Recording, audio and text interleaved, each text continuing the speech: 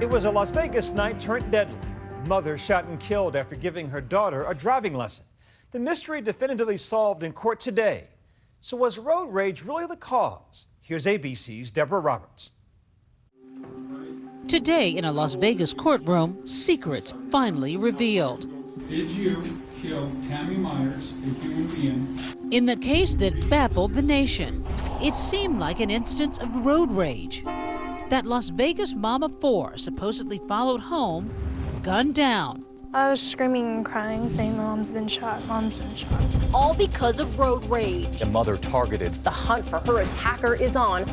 Her family destroyed by grief. That's quite right. But was the first story in the headlines Apparent incident of road rage. the whole story? Wait, what happened? So much of this story has changed. A lot more complicated than the first reports of road rage. It's a cool Thursday night in America's favorite adult playground, Las Vegas, and the Strip is already jumping.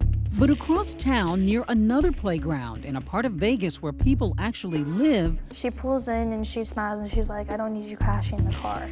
44-year-old Tammy Meyers is giving her 15-year-old daughter, Crystal, her first driving lesson. At 10 o'clock at night? Why would you go for a driving lesson at night? I wanted to go at night because, there's no cars around that you can possibly hit. Tammy takes the wheel. Crystal says her mom is teaching her how to change lanes. She's going at a snail's pace when suddenly an impatient driver appears in the rear view. It was a silver car. I just noticed that he was riding our bumper. And then he swerves around us and I honked the horn. That honk of the horn, something we've all done, would change everything. Crystal says that silver car suddenly sideswipes them. And we had to stop really hard. Who is this guy? Do you know? No, I didn't recognize him. In a panic, Crystal says they flee the scene. But what happens next is a puzzle. Everyone agrees that sometime after 11 o'clock, two cars barrel down Mount Shasta Circle to the end of the cul-de-sac where the Meyers live. That old Buick driven by Tammy and a four-door silver sedan driven by a mystery man in hot pursuit with a gun. You heard the shots. Yeah, I was looking and I heard the shots. Did you know she had been hit? Yeah, I was screaming. He said, "Mom's been shot, Mom's been shot."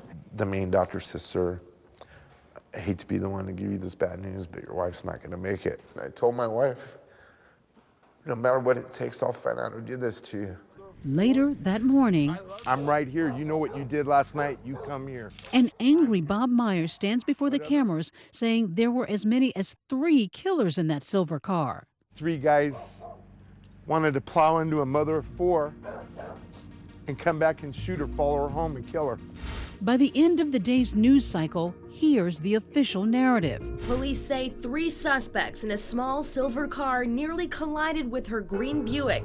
As the Buick becomes a makeshift memorial, Tammy Meyers appears to be yet another victim in an endless string of road rage incidents. Los Angeles, Tampa, Randleman, North Carolina. But before Tammy Meyers can have a funeral, she's about to be buried. It's like they were murdering her all over again, repeatedly, daily.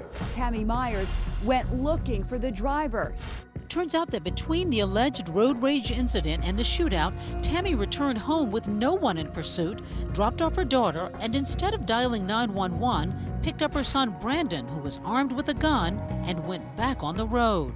She tells her 15-year-old daughter to wake up her son who was in bed and have him come outside and get in the car with her so that they can find who frightened them while they were on the roadway. So what's Brandon's story? He says his mother was convinced that road rager was headed to the house to make good on his death threat.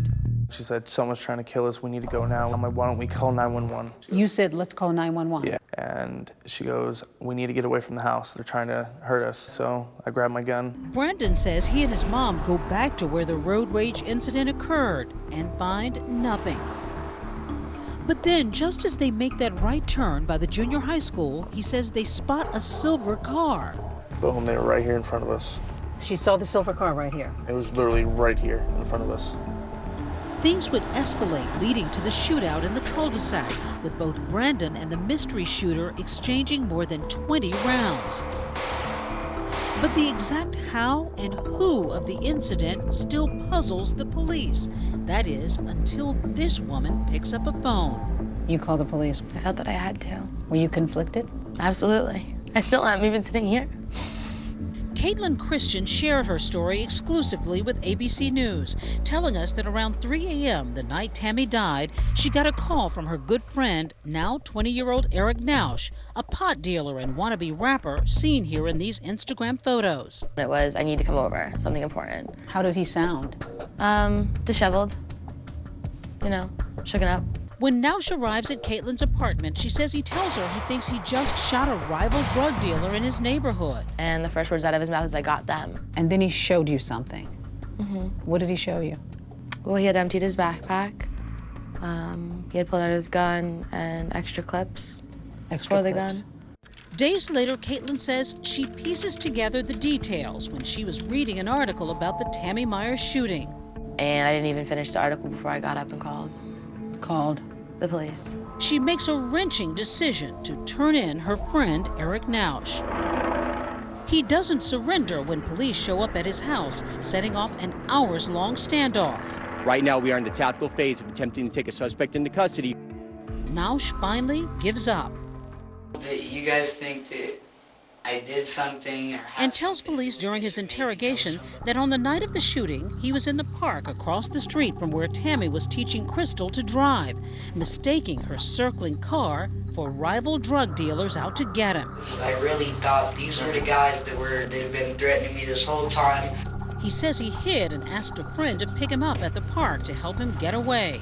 Then, when they cross paths with Tammy's Buick, he opens fire, thinking he's protecting his family. And I just cocked it back and I started shooting them. He saves his biggest surprise for last, telling police Meyers is not only one of his neighbors, he knows her. Like, my intentions were to take someone who was gonna harm my family up. Not my homie's mom, not Tammy. The stunning relationship is confirmed for the first time when Bob Meyers later addresses the press. My wife spent countless hours at that park consoling this boy. She was really good to him. She fed him, she gave him money, she told him to pull his pants up. A big question still remains.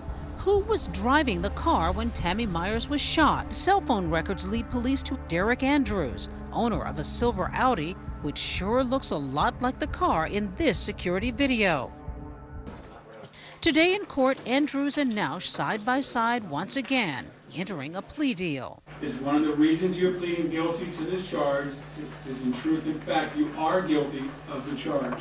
Yes, Your Honor. Erich Nowsch pleading guilty to second-degree murder and assault with a deadly weapon. And the driver of that silver car, Derrick Andrews, pleading guilty to accessory to murder and voluntary manslaughter. Did you know a shooting had taken place? Yes, I did, Your Honor. And with that knowledge, you drove him away from the scene of the crime? Yes, I did, Your Honor. It's a day Bob Meyers has long been waiting for. We're going to miss a great woman, a great wife, great mother, great person. That won't be over for us, but the part of this will be. You know, we'll be able to start the healing process. For Nightline, I'm Deborah Roberts.